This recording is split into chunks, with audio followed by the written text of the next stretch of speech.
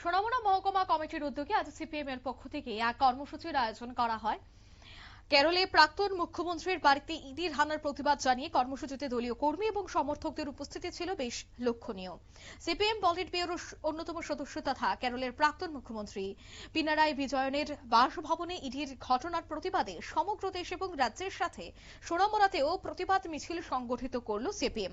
শুক্রবার CPM Sonamura party অফিসের সামনে থেকে দলীয় কর্মী সমর্থকদের ঘটনায় তীব্র প্রতিবাদ জানিয়ে বিক্ষোভ মিছিলে তারা সামিল হয়। মিছিলটি সোনামুড়া বাজার এলাকার পরিক্রমা করে পরবর্তী সময়ে সোনামুড়া রবীন্দ্র চৌমুহনী সংলগ্ন স্থানে পথসভায় মিলিত হন।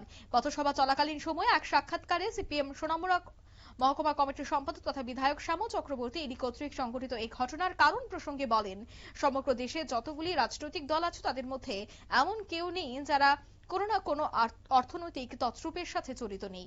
কেবলমাত্র সিপিএম দলই রয়েছে যাদের বিরুদ্ধে কোনো কেলেঙ্কারি নেই। তবে সেক্ষেত্রে সেই জায়গায় দেখা গেছে যে এবার সিপিএম দলের রাজনৈতিক নেতৃত্বদের কালিমালিপ্ত করতে রাজনৈতিক দলের পক্ষ থেকে এ ধরনের ষড়যন্ত্র করা হচ্ছে বলেই আজ অভিযোগ। কি বলছেন তিনি, শোনাবো। সকালবেলা এনফোর্সমেন্ট ডিপার্টমেন্ট তারা কেরালার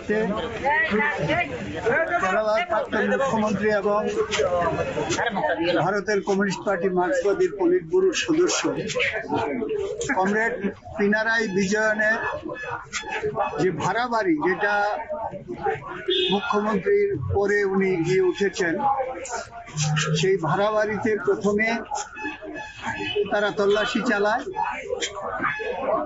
একজন মুখ্যমন্ত্রী, প্রাক্তন মুখ্যমন্ত্রী, এখন বিরোধী দলনেতা,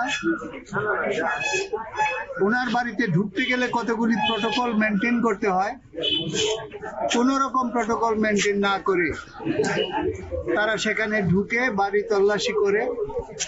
পাশাপাশি ওনার পৈতৃক যে বাড়ি, সেই বাড়িতে যায়, ওনার মেয়ের বাড়িতে যায়, আরো 10টা বাড়িতে যায়, বিভিন্ন জায়গায় তারা তল্লাশি চালায়।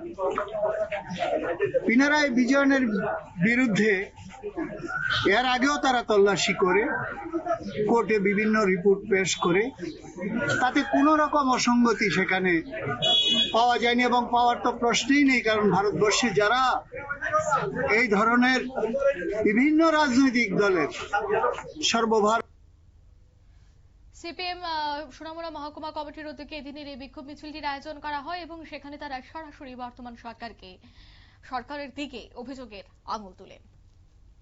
নিয়ে নিচ্ছি ছোট্ট একটি বিজ্ঞাপন বিরতির সঙ্গে থাকুন।